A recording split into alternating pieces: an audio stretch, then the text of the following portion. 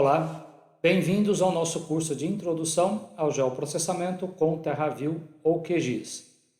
Nós vamos iniciar aqui parte 4, aula 3. Bem, essa aula nós iniciamos um novo tópico muito importante aí do nosso curso, que é a questão do sensoriamento remoto, né? As imagens de satélite, de radar, de drone, né? Nós vamos dar o enfoque na questão de satélites, mas existem imagens também de outros sistemas sensores, né? Bom, a definição clássica do que é sensoriamento remoto é um conjunto de técnicas destinadas, né, à obtenção de informação sobre objetos ou elementos aí da superfície da Terra, sem que haja contato físico entre eles. Isso é, entre o sensor e o objeto. É por isso que é remoto, né? E as características das imagens que são obtidas por esses sensores, né, depende da fonte de iluminação, que é o Sol, né, que pode ser também artificialmente produzida, né, por sistemas aí de radares, né, das propriedades e estado do objeto. Então, em função das propriedades físico-químicas, tem objeto que vai absorver mais ou menos e refletir, né, a radiação eletromagnética também de forma diferente. Então, depende das propriedades físico-químicas de cada alvo, da cultura, do solo, né, de tudo que compõe aí a superfície da Terra. De fatores ambientais, então a atmosfera aí é muitas vezes uma barreira, né, porque se você tiver cobertura de nuvens, você vai dificultar a aquisição de imagens, né, na região aí do visível, né? A geometria de aquisição dos dados, se é de forma vertical, se é off-nadir, né, se é inclinado, e da própria configuração do sensor, se é um sensor de varredura eletrônica, mecânica, como que é o sistema de imageamento, né? Bom, os componentes de um sistema de sensoriamento remoto, como eu já comentei ali, depende ali da radiação eletromagnética, que é exatamente o elo de ligação entre o alvo e o sensor que vai registrar essa informação que está sendo refletida ou até emitida naturalmente pelo alvo, né? Então, fontes de radiação eletromagnética, nós temos o Sol, a própria Terra, né? Você pode ter um sistema noturno que está medindo a radiação emitida pelos alvos que estão ali na superfície da Terra. Isso porque qualquer elemento acima do zero absoluto, do Kelvin, ele está naturalmente também emitindo radiação. Ou também através de antenas, né? Você tem um sensor que emite um pulso de radiação, ele interage com a superfície da Terra e volta para o sistema de imageamento. Lembrando que essa radiação eletromagnética, por isso que são duas ondas, né? Uma elétrica e uma magnética. E nós vamos ver que é exatamente essa onda eletromagnética, ela tem a propriedade de se propagar do vácuo, né? Sem necessidade de um meio de propagação, diferente da onda sonora, que você precisa ter a atmosfera nossa aqui na Terra para as ondas sonoras vibrarem e chegar até o ouvido do teu colega, né? Então, a onda elétrica, né, da física, vocês devem ter estudado em algum momento aí no ginásio, que o campo elétrico, ele gera uma onda magnética, ele gera um campo magnético, e o inverso, o campo magnético também gera um elétrico. Então, se ele se propaga numa determinada direção, né, a velocidade da luz, esse pulso elétrico gera o magnético gera o elétrico, então ele não precisa de um meio de propagação, ele se sustenta com esse par de ondas se propagando numa determinada direção. E é assim que chega a luz solar até a gente, né? A gente enxerga a luz branca do Sol, mas a gente sabe que tem outras faixas do espectro que a gente não vê, mas são emitidas também.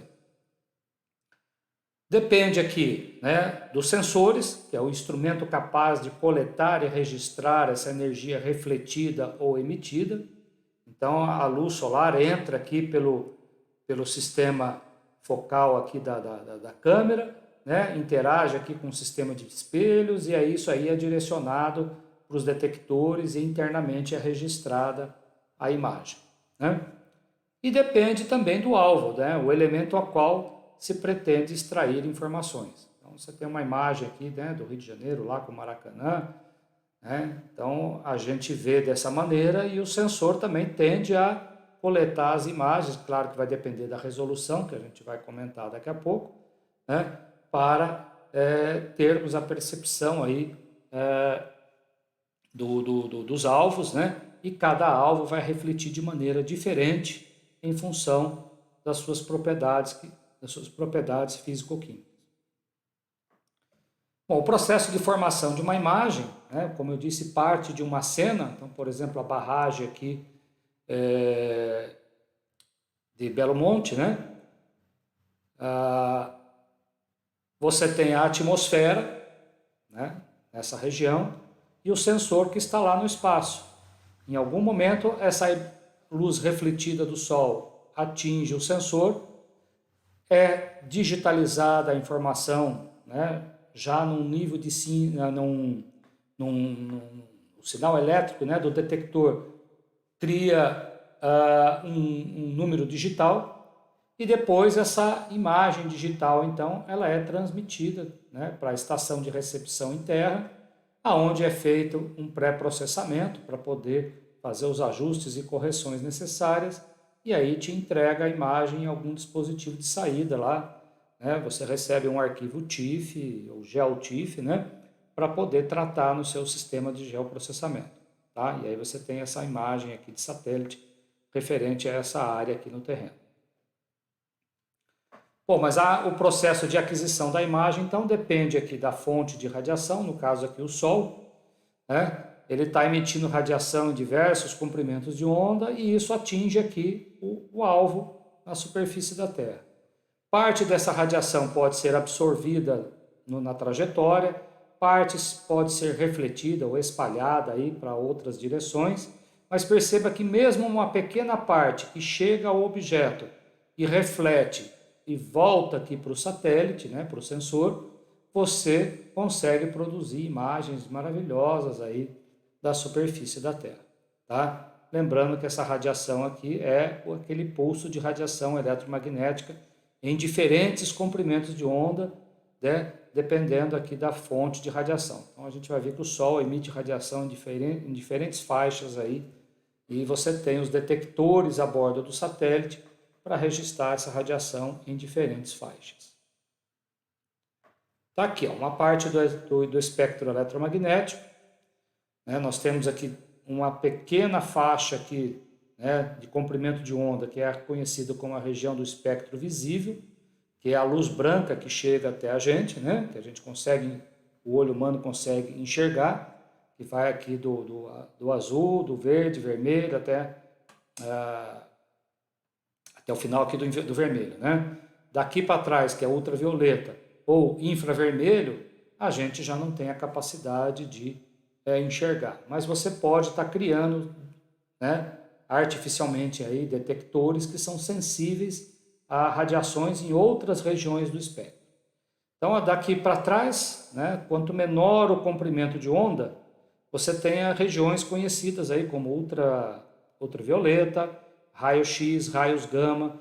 Nessa região aqui, praticamente você, né, praticamente não, você não tem sistemas de sensoriamento remoto trabalhando nessa faixa aqui do ultravioleta para trás. Você tem aqui o raio-x, por exemplo, lá do laboratório que vai fazer uma chapa do seu corpo, né? Ele emite radiação nessa faixa aqui de raio-x, que tem uma alta energia capaz de penetrar no tecido da tua pele aí, e atingir o osso e refletir ou registrar depois a imagem do teu osso, né, do teu esqueleto aí, numa chapa de raio-x, né?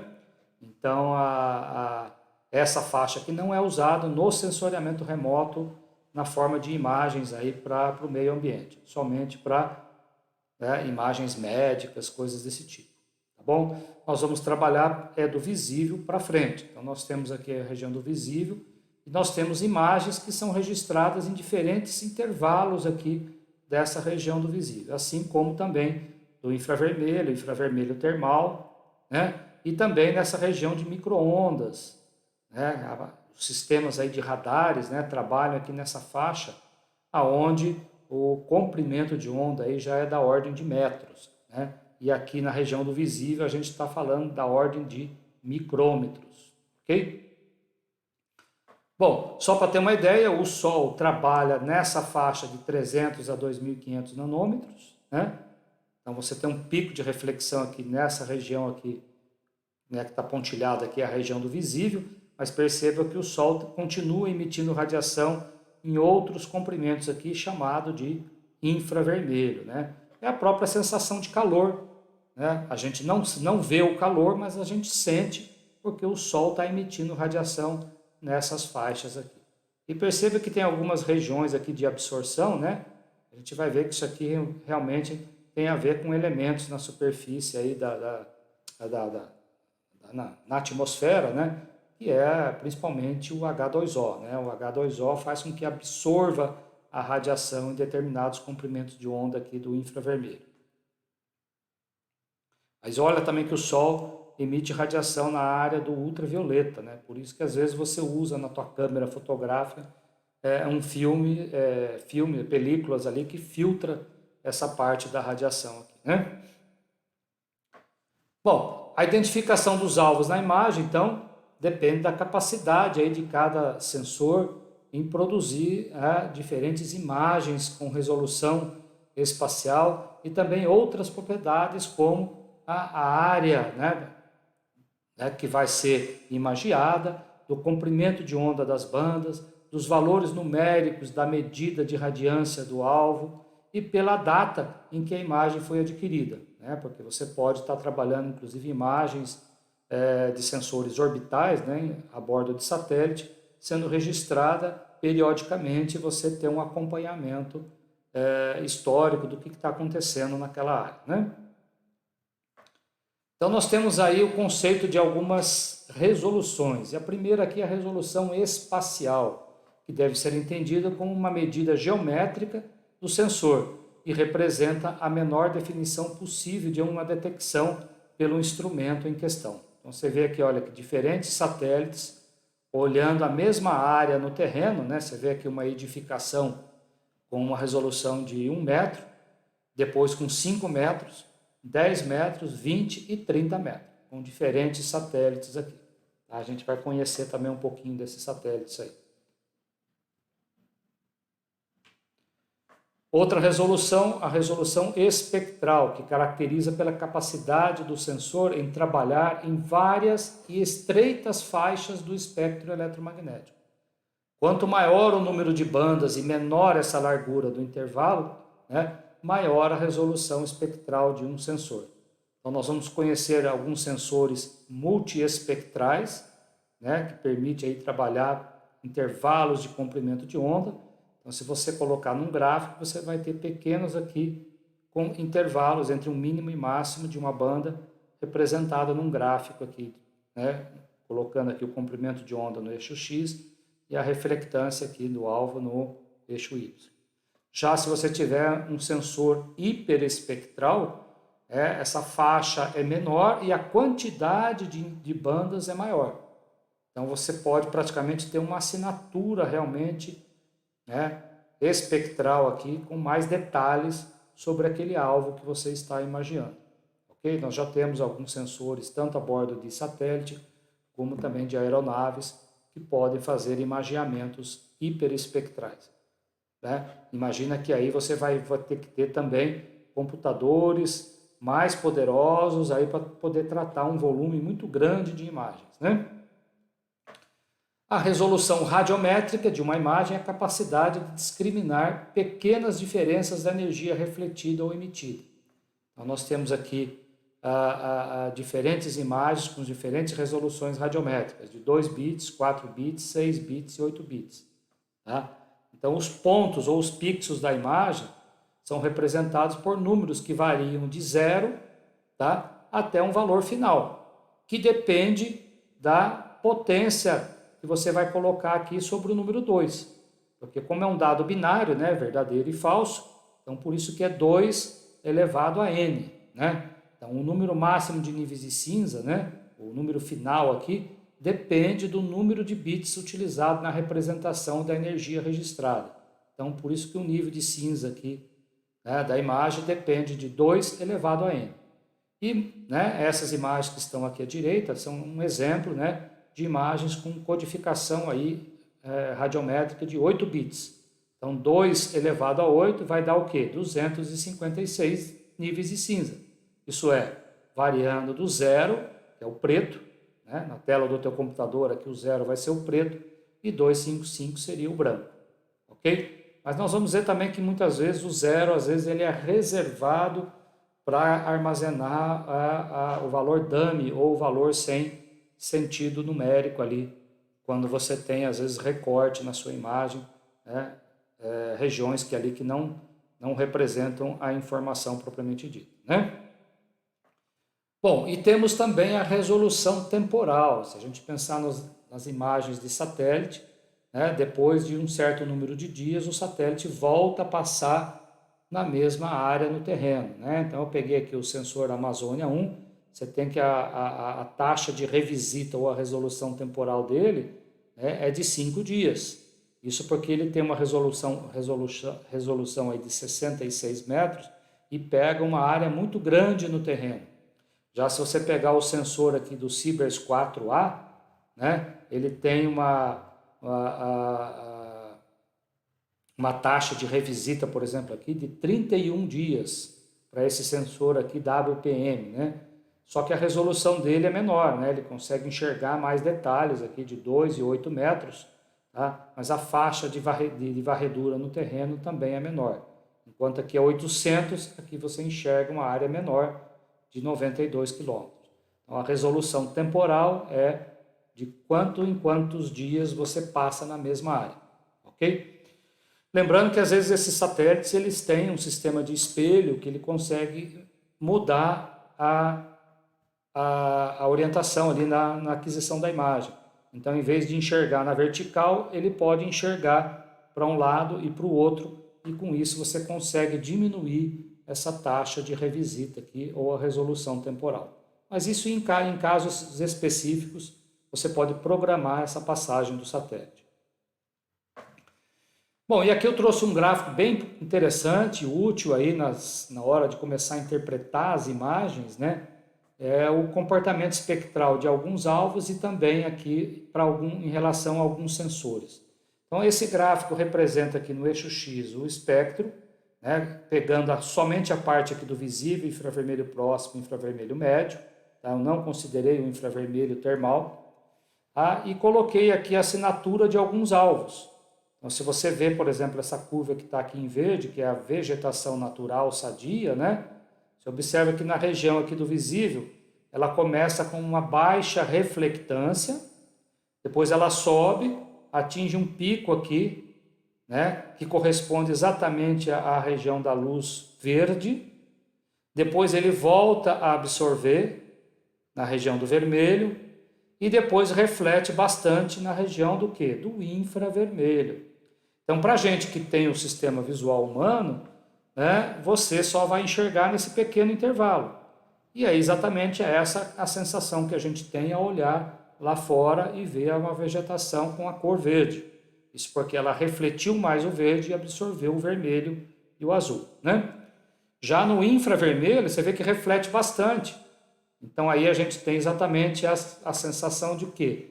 De estar debaixo de uma árvore e não receber tanta a radiação do infravermelho, que causa exatamente a sensação de calor na gente, tá? Então, para a vegetação natural sadia, não interessa absorver a radiação, ela reflete bastante a radiação no infravermelho, ok? E aí você tem outros gráficos, outras curvas aqui também, como essa curva aqui de solo, né? Você observa que inclusive tem um pico de absorção aqui, tem outro aqui, né? Que coincide exatamente com a da vegetação. E eu falei agora há pouco que a água, né, lá naquele gráfico da radiação solar, né, a água causa exatamente a absorção da radiação. Por isso que tem, né, para um solo aqui que tem uma certa quantidade de água, e para a vegetação, que armazena água também na sua estrutura vegetal ali, né, nas células da vegetação, você tem essas regiões de absorção, tá? E, por exemplo, um corpo d'água aqui, ele reflete, né, um pouco aqui para uma água não tão limpa, né, uma água mais turva, mas, né, quando chega na região do infravermelho próximo, ele vai diminuindo e some. Então, daqui para frente, né, você praticamente não tem reflexão. Então, se você pegar uma banda 5, por exemplo, desse satélite Landsat, você vai ver que o corpo d'água aqui, ele vai estar totalmente escuro, porque você não enxerga, né, a radiação refletida, porque ela é toda absorvida pela lâmina d'água. Claro, se você tiver uma água muito turva, com muito sedimento em suspensão, aí você já pode ter uma reflexão maior aqui na região também do infravermelho, tá bom? Aqui é para uma água relativamente limpa aí, né? Bom, mas então, como eu estava falando, você tem outros, aqui em cima, nesse mesmo gráfico, eu aproveitei para colocar as bandas de alguns satélites, né? Do Landsat, do Sibers, do Iconos e do Spot, né? E essas bandas a gente vai ver que elas são numeradas, né?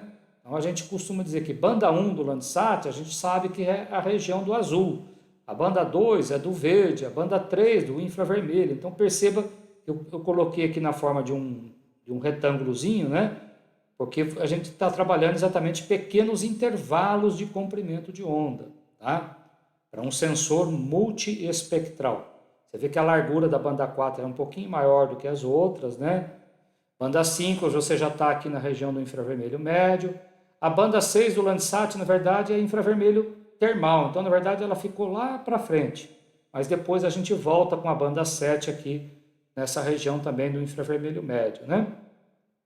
Bom, mas isso tudo para dizer que quando você adquire essas imagens, né, banda 1, 2, 3, 4, 5, 7, a resolução espacial dessas bandas, a gente vai ver que ali ela é de 30 metros, né? Mas também os engenheiros que projetaram aqui o Landsat, o TM e o ETM, né, criaram uma banda pancromática. O que é a banda pancromática de alguns satélites?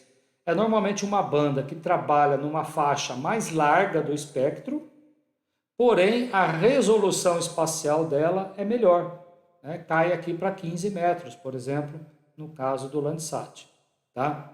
E a gente vai ver que você consegue misturar as bandas multiespectrais de 30 metros com uma banda pancromática de 15 metros.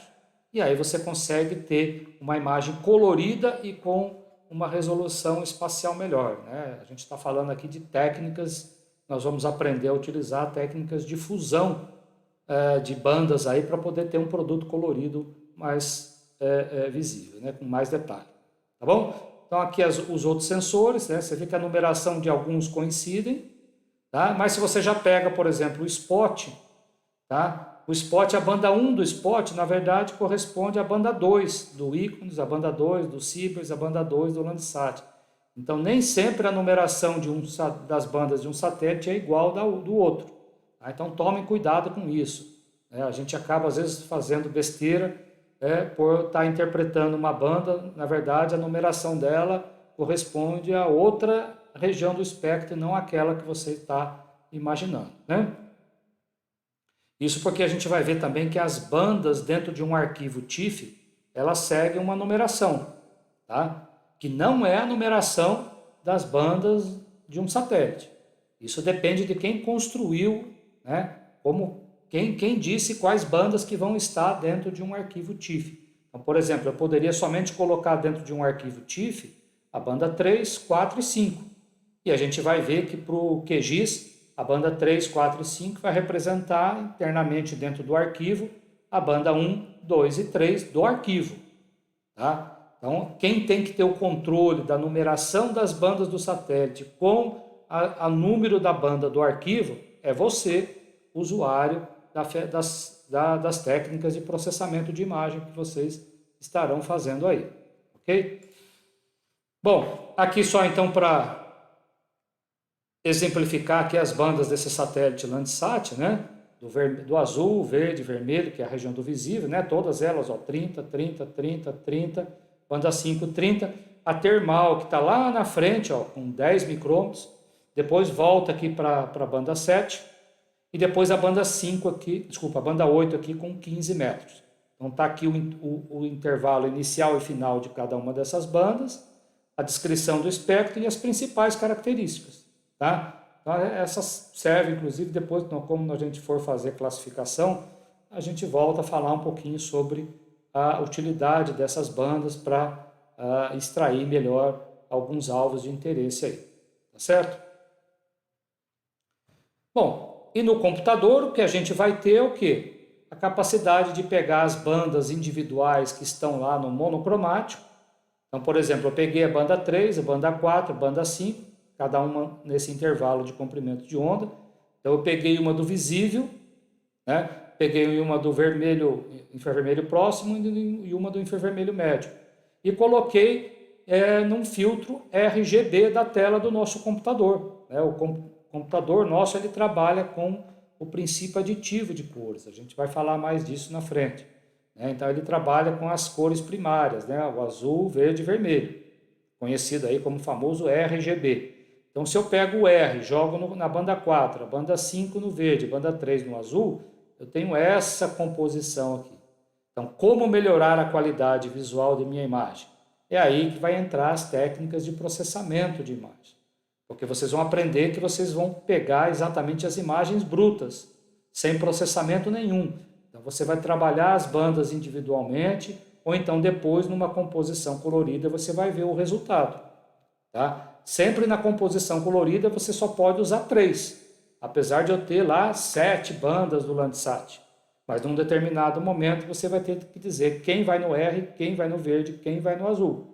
E observa aqui que essa mata ciliar que aparece aqui, olha, você vê que ela ficou com a coloração avermelhada, né? Por que ficou avermelhada? Você observa que a banda 4 aqui, ó, foi colocada exatamente no filtro vermelho. E eu falei agora há pouco aqui atrás, olha, que a banda 4 do Landsat, olha, perceba que ela está onde? Nessa região aqui, onde você reflete mais o infravermelho. Então, lá no solo, no terreno, aonde você tem uma maior cobertura vegetal, né? A banda 4 você vai ter uma reflectância maior do alvo, enquanto que na banda 3, na banda 5, na banda 7, essa reflectância aqui da vegetação natural, sadia, ela é menor, né? Por isso que a vegetação aqui, ao colocar a banda 4 no filtro vermelho, ficou com a coloração avermelhada. Ah, eu quero em verde. Eu poderia trocar, colocar a banda 4 no filtro verde. É isso que a gente vai aprender a fazer. Você pode combinar qualquer ordem aqui das bandas com os filtros azul, verde e vermelho do seu computador. Bom, mas por que processar a imagem? Então nós temos aí uma variedade grande de aplicações que você pode dar para as imagens de satélite, tá? Criar diferentes produtos aí como esses que você está vendo. Bom, e aí a gente entra então na área de processamento digital de imagens, né? Nós vamos aprender a mexer um pouquinho aí com algumas técnicas que é voltadas exatamente para tratar dados multidimensionais adquiridos por diversos tipos de sensores, ou seja, é a manipulação desses dados na forma de uma imagem pelo computador, de modo que a entrada e a saída é uma imagem de satélite. Tá? Às vezes são várias imagens de entrada para gerar também uma de saída. Então, o objetivo do tal do PDI, né? PDI é processamento digital de imagens, é identificar e extrair informações das imagens, transformar a imagem, aumentar o contraste, realçar bordas, de tal modo que a informação que não era, ela era mais difícil de discriminar, passa agora a ficar mais visível para o analista humano, né? Algumas áreas de aplicação do processamento digital de imagens, na área de geologia, estudo e composição da estrutura da superfície da Terra, na área de exploração de petróleo, aí a Petrobras faz muita análise aí de imagens usando técnicas que fazem a fusão de dados de geofísica com dados de relevo, com dados de radar, né? Então você consegue fazer a integração de dados aqui, olha, de sensoriamento remoto com dado de geofísica para definir áreas mais favoráveis aí à concentração de óleo, né? Então eu tenho exatamente um exemplo aqui, olha, de um mapa geológico com estruturas geológicas fazendo o cruzamento com um produto aqui TM, né, para poder gerar uma imagem de saída aqui que realça todas essas feições simultaneamente, né?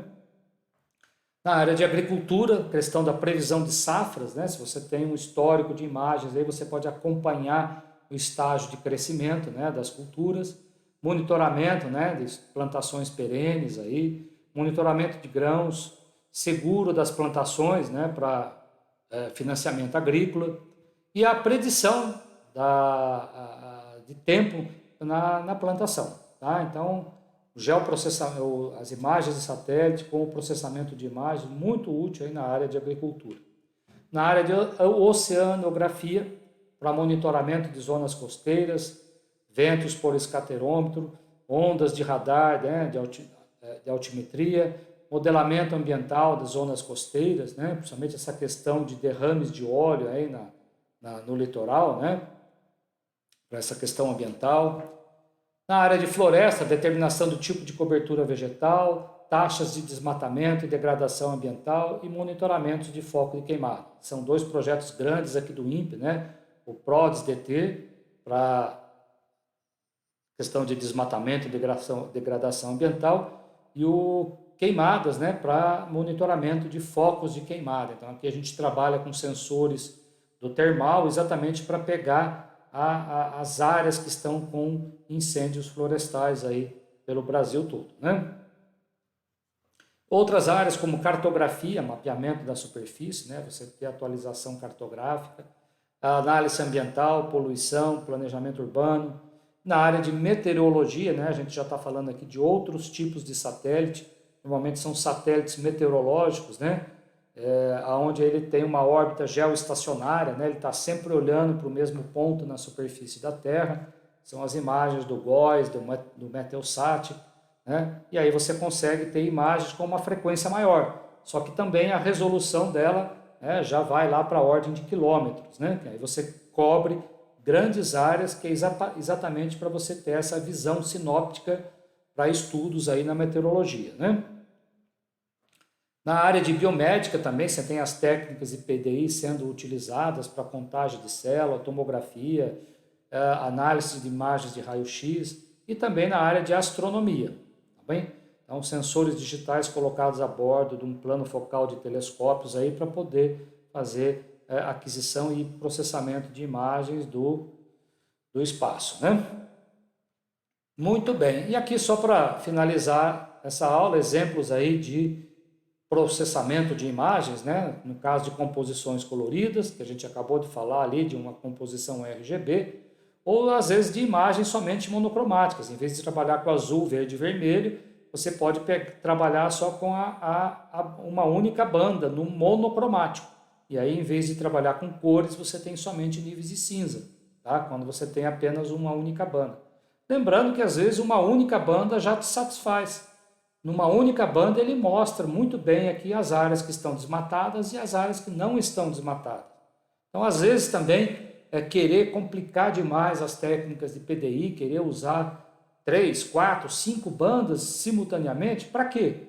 Às vezes numa única banda você tem o teu produto desejado aí para extrair da imagem, né? Outro tipo de imagens aqui no caso de micro-ondas, né, da região de radares, né,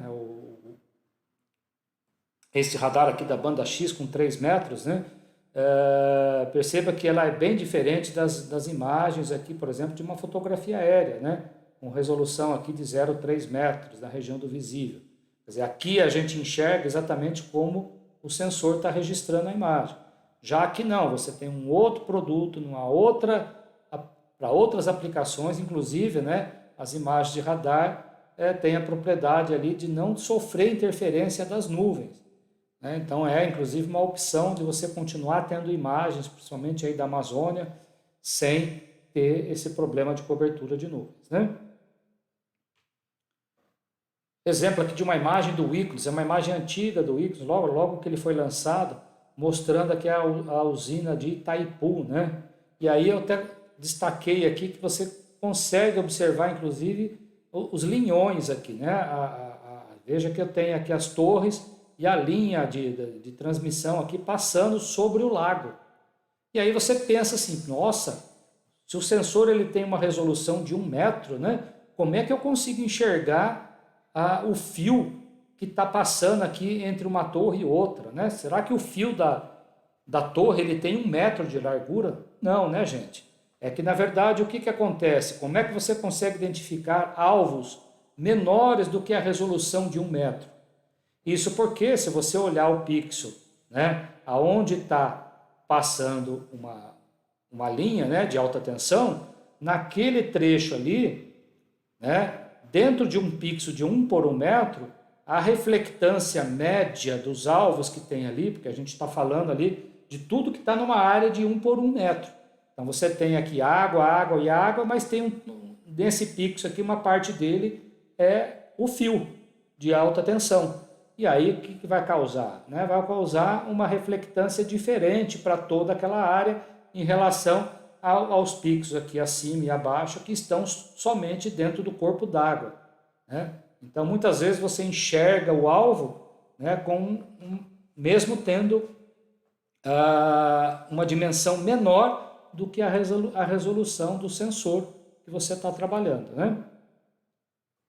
Aqui o exemplo de uma imagem da câmera MUX do Sibers 4, né, do Brasil, e a mesma câmera, não, desculpa, aqui a MUX, aqui a WFI, que pega uma grande área, né? Exemplo aqui do Parque Yellowstone nos Estados Unidos. Por que a gente conseguiu uma imagem como essa? Isso porque a bordo do satélite, essa imagem pode ser gravada no momento que ela está passando sobre um território, no caso aí americano, e posteriormente essa imagem ela ser descarregada quando estiver passando aqui sobre a antena no Brasil. Exemplo aqui da imagem do Sibers 4A, que foi usado inclusive nessa questão de desastres, né? E eu lembro aqui o desastre, né, daquela explosão no Líbano. Então, logo na sequência da explosão, a gente mostrou aqui o raio, né, da área afetada pelaquela explosão. Aqui o exemplo do Amazônia 1, né, da WFI, uma grande área, pegando aqui o litoral de São Paulo. E até imagens de Vante, né? Claro que aí você consegue ver muito mais detalhes, tá? Dá para ver as pessoas aqui na rua, né? Mas, só que aí a área de imaginamento é menor, né? A gente não vai usar, por exemplo, uma imagem de Vante para fazer um monitoramento todo da Amazônia. É inviável, né? Não faz sentido. Então, a gente, por isso que no PRODES, o DETER aqui do INPE, a gente utiliza imagens com uma resolução pior do que uma imagem de Vante como essa de 10 centímetros, né? Aqui a imagem do WorldView 2, né? Uma imagem bonita aqui que a gente conseguiu do 50 centímetros, né? Desse satélite aqui da cidade de São José dos Campos, né? E a mesma imagem, uma imagem também de São José dos Campos, mas adquirida com o sensor Sibers 4A, onde foi feita a fusão da banda pancromática de 2 metros com a multiespectral de 8 metros. Então eu tenho uma imagem colorida com resolução de 2 metros, mostrando aqui, né, o aeroporto de São José, o INPE fica nessa regiãozinha aqui, né? Nesse momento eu estou inclusive gravando aula aqui, e a minha casa fica a 15 quilômetros aqui nessa outra região, tá?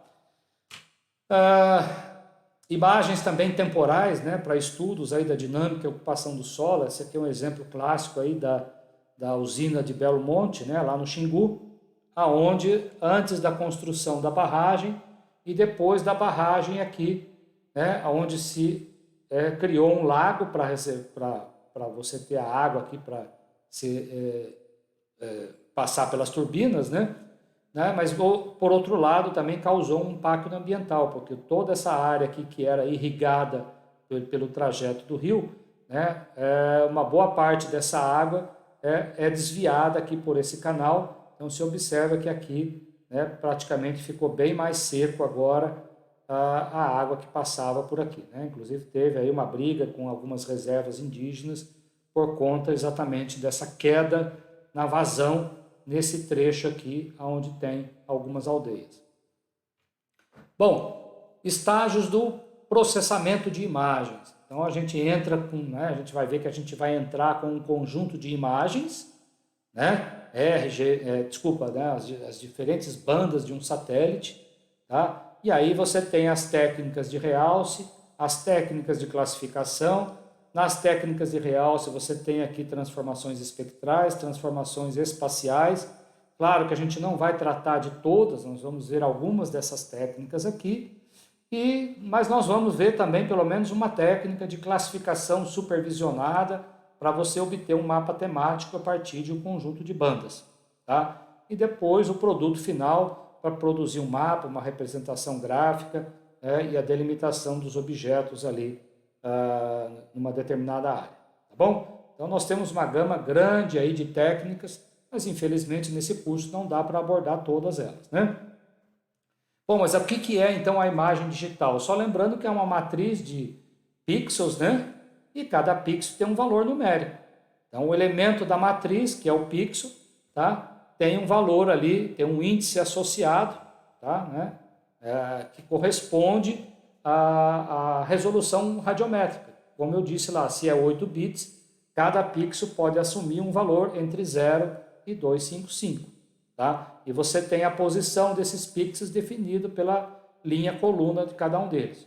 Ou, em outras palavras, se você sabe a latitude e longitude do centro do primeiro pixel, sabe quantas linhas, quantas colunas você tem, você consegue saber a posição geográfica de qualquer um dos pixels dessa imagem.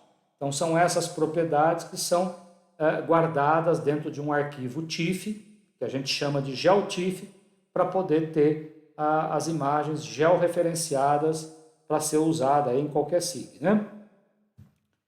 E aqui tem um conceito importante, que é o conceito de bit e bytes, né? O que vem a ser isso? Muito usado aí na questão do tratamento matricial, né? Então, por isso que eu estou retomando esse assunto, que já foi colocado lá no início do curso. Bit é a menor unidade de informação armazenada, né? Então, você tem 1 bit, 2 bits, 6, 7, 8, né? Conforme o número de bits, maior a quantidade de valores armazenados. 1 bit, como é binário, né? Você só tem 2. 2 bits é 2 elevado à potência de 2, então é 4. 8 é 2 elevado a 8, vai dar 256. Lembrando que as imagens de satélite só começam a utilizar a resolução radiométrica de 8 bits para frente, tá? Mas eu fiz uma brincadeira aqui de converter uma imagem de 8 bits para 4, né? Desculpa, para 2 bits, e aí você vai ter só 4 níveis de cinza, o preto, o branco e 2 níveis intermediários. Já se eu converter para 1 bit, eu só vou ter o quê? O preto e o branco, tá? Mas em alguns processamentos, às vezes é interessante você criar uma máscara para poder fazer um outro processamento, você ter uma imagem binária de 0 e 1, né? Para poder exatamente ter os locais onde você quer que seja executado um determinado processamento, tá? E o conceito de byte é um pacote que agrupa 8 bits, que equivale a um caractere ASCII, né? Então, para guardar uma letra, um número, a gente usa 8 bits. E aí você tem essa combinação, né, de 256 valores possíveis. É geralmente usada realmente para mais usada para representar a questão de armazenamento e espaço de memória, né? Então, quando você fala que tem 1 bit, né? Quando você fala que tem 1 kbyte, 1 kilobyte, 1 megabyte, 1 gigabyte, é exatamente a quantidade de espaço de armazenamento e memória no teu computador, né? E aí eu estou tocando nesse assunto porque vocês vão encontrar ao longo do curso interfaces do QGIS ou do TerraView que ele vai te perguntar, tá? Qual é o tipo do dado de saída? É byte? É inteiro? Int? Um int 16? Um int 32? O que significa então essas propriedades aqui, esses tipos de dado de saída, né? Então você cai exatamente nessa relação aqui. 1 bit vai ser o quê? 0 e 1. 2 bits vai ser o quê? 0, 1, 2 e 3. 4 bits, 0, 1, 2, 3 até 15. 8 bits, que é também conhecido como byte, por isso que aqui na interface apareceu aqui, ó, byte.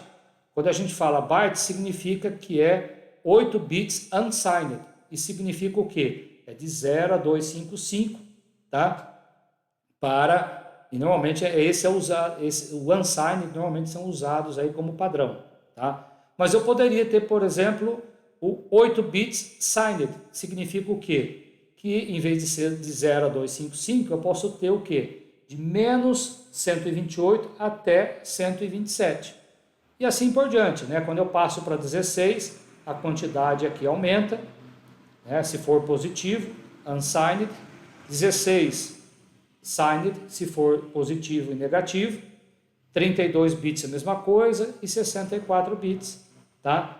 Então, só você ter um exemplo aqui, uma imagem int 64, você pode guardar essa quantidade enorme aqui de valores para um determinado pixel da sua imagem, né? Bom, e aí vocês vão encontrar as ferramentas de PDI, no caso do TerraView, boa parte delas está no menu processamento matricial, tá? E mais aqui também no explorador de estilo, você consegue fazer algumas coisas, como por exemplo a manipulação de histograma, a mudança aqui das bandas que vai estar em cada um dos canais na hora de fazer a visualização, ok? No caso do QGIS, o QGIS ele não, somente o QGIS ele não é próprio para processamento de imagens. Ele tem aqui na parte de estilos a manipulação aqui da parte raster, né? Permite fazer também o histograma, mas aqui ele não permite salvar a sua imagem modificada. Ele guarda a sua manipulação que você fez aqui no estilo, guardada somente no âmbito do teu projeto, que é aplicado toda vez que você carrega aquela camada na tela do computador, ok? Fora isso, o QGIS precisa de complementos, e aí ele já vem, inclusive, com o GRASS e o Saga, e nesses dois aqui você vai ter bastante coisa aí sobre o processamento de imagens. Mas você pode instalar outros complementos, como o Orfeu, que é o OTB, o SCT, que é o Semi-Automatic Classification Plugin, específico para classificação, esse outro aqui com esse nome estranho, o GeoBia, classificação também por redes neurais. Então você tem uma gama aí de outros complementos que você pode estar instalando para utilizar junto com o QGIS. Ok? Nós falamos aqui dos tipos de imagem, né? Só para você ter um exemplo, a imagem monocromática, a imagem classificada, que já é um produto agora onde cada pixel está associado a um índice de uma cor. Então, tudo que está em azul escuro é água, tudo que está em marrom é vegetação, tudo que está em cian é área construída, né? Então, imagem classificada, os pixels agora estão associados a um índice de uma cor. Imagem sintética, né? Você tem uma lute ali associada, né? Uma composição numa única banda, você tem ali uma palheta de cores associada. Já, caso contrário, você pode ter também uma imagem colorida, fazendo uma composição com o azul, verde e vermelho da tela do teu computador, colocando diferentes bandas no RGB, ok? Então nós temos um exercício aí para fazer no nosso curso, que é fazer uma preparação das bandas do Landsat que nós vamos utilizar em boa parte dos exercícios. Então nós vamos ver aqui que as bandas, você recebe elas separada em cada uma delas num arquivo TIFF. Então as bandas de 1 a 7 menos a 6, elas estão aqui com resolução de 30 metros e a banda 8 com resolução de 15 metros. Mas aquelas que têm mesma resolução e mesma área no terreno, nós temos uma ferramenta ali para poder fazer a mesclagem ou a composição de bandas em um único arquivo. Então, em vez de ter vários arquivos TIFF, eu posso ter agora um único arquivo TIFF e eu ter lá a banda 1, 2, 3, 4, 5, 7 na ordem 0, 1, 2, 3, 4, 5, dependendo do SIG, tá? Vocês vão ver que o QGIS, ele numera as bandas de 1 até a última, do TerraView enumera as bandas a partir do 0, tá? Então tem essa pequena diferença aí na numeração das bandas em relação a cada um dos SIGs. E aí depois você vai usar também essa imagem agora, que é um único arquivo TIFF, vai usar o limite do Distrito Federal para recortar a banda 8 e depois também para recortar de uma única vez todas as bandas que estão dentro de um único arquivo TIFF. E ficar então com a imagem do Distrito Federal recortada ali. Bom, mas nós precisamos conhecer basicamente algumas informações aí sobre a estatística da imagem. Né? E a gente tem aqui alguns parâmetros que nós precisamos conhecer, que é o histograma, média amostral, variância, covariância, correlação, matriz de covariância ou correlação. Né? Para que servem esses parâmetros? Né?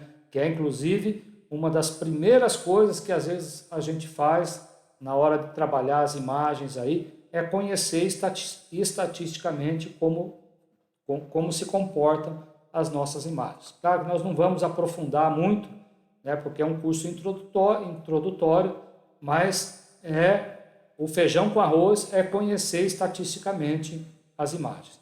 A primeira das informações é o histograma, ou a distribuição de frequência dos níveis de cinza para um determinado valor aqui no eixo Y. Tá?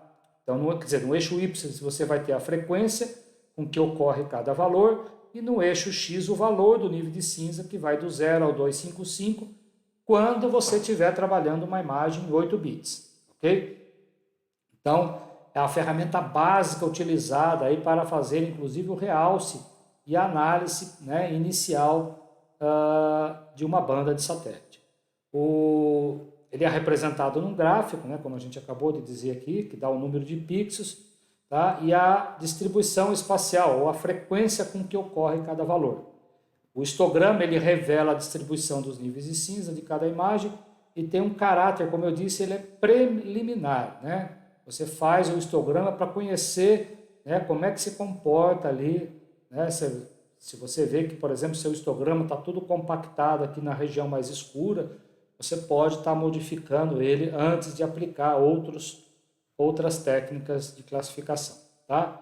Então, é a matriz aqui de linha-coluna, dado pela frequência que ocorre, né, cada um deles na sua imagem.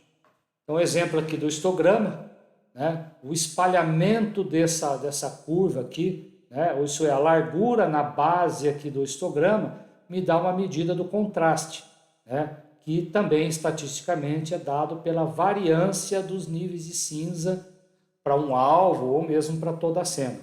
Você pode ter histogramas conhecidos como unimodais, ele tem um único pico, tá? Ou histogramas bimodais, até como aparece um pico aqui menor, aqui, olha, nessa parte mais escura, e depois tem um outro, tá? Então, imagens com baixo brilho possuem um pico no histograma próximo a essa região mais escura, tá? Então, se a maioria dos pixels estiver abaixo de 128 ali, para uma imagem de 8 bits, é porque a sua imagem está muito escura, né? Então, um exemplo aqui de um histograma da imagem toda aqui, onde praticamente você tem um único pico aqui para essa banda do Landsat. Exemplo aqui que eu fiz, eu delimitei uma área e mandei fazer o histograma só dessa região. Você vê que o corpo d'água aqui ele é bem diferente dos demais picos aqui nessa região do solo, né? Nessa região de cerrado aqui, num parque aqui de Brasília. Então eu tenho aqui um pico maior aqui nessa região que é o corpo d'água, e depois tem o restante de todo o continente aqui representado por esse outro pico aqui, ok? Então nitidamente, olhando o histograma, você consegue já sacar que essa parte aqui é o corpo d'água e essa parte aqui é o solo, né? Solo e a vegetação ali. Ou você pode ter também, né, simultaneamente, os três ou quatro curvas ali representando todas as bandas do seu satélite, né? Ele fazer um histograma para cada uma das bandas do que você está vendo ali na tela. Tem o que a gente chama também de histograma bimodal, que é o famoso scatterplot.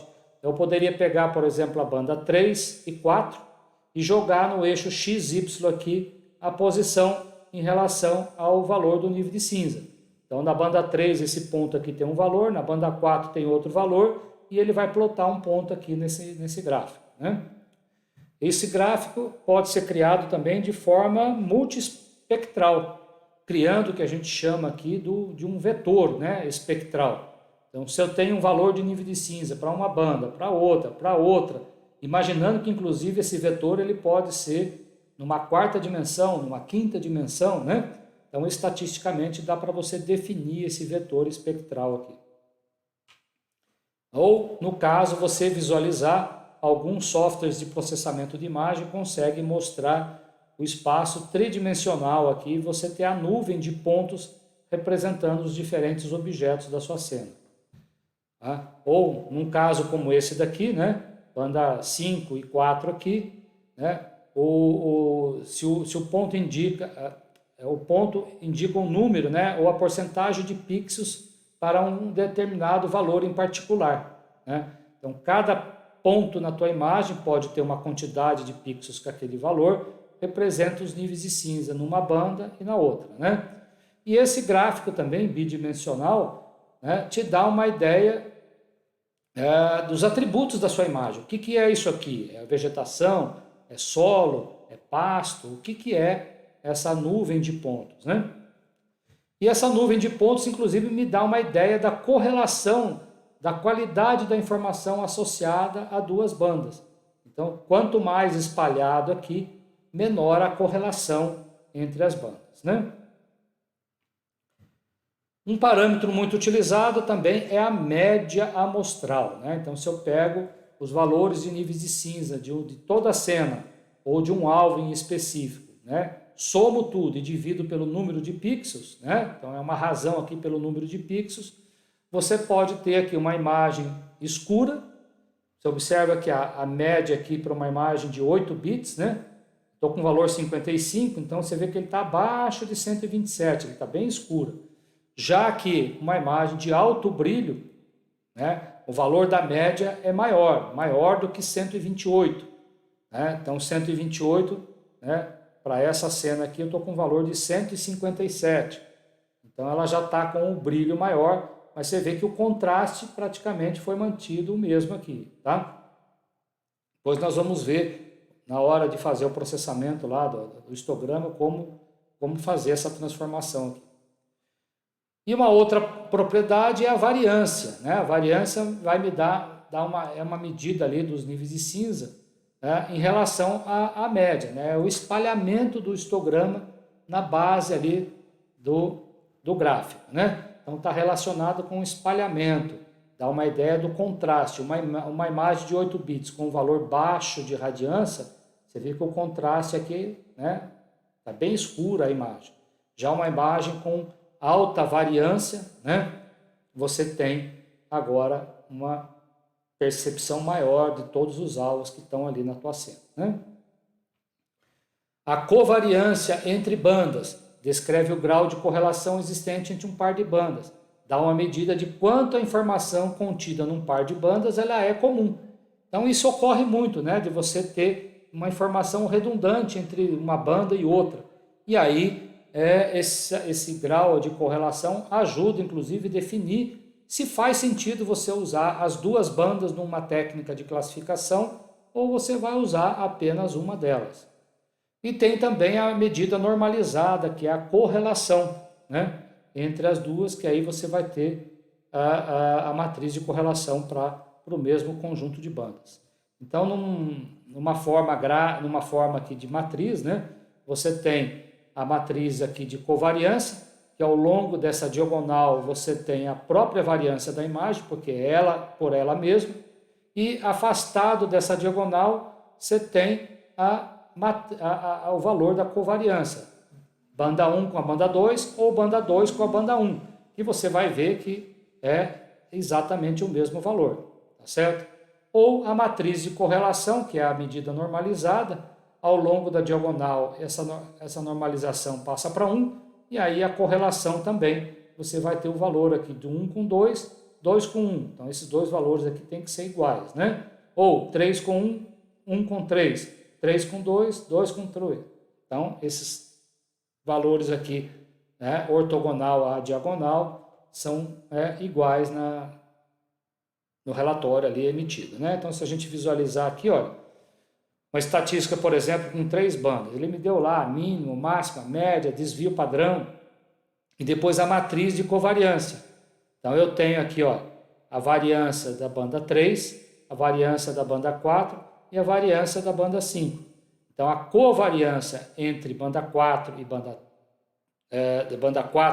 3 é esse valor 41.471. E é o mesmo valor aqui, porque é 4 com 3. Tá?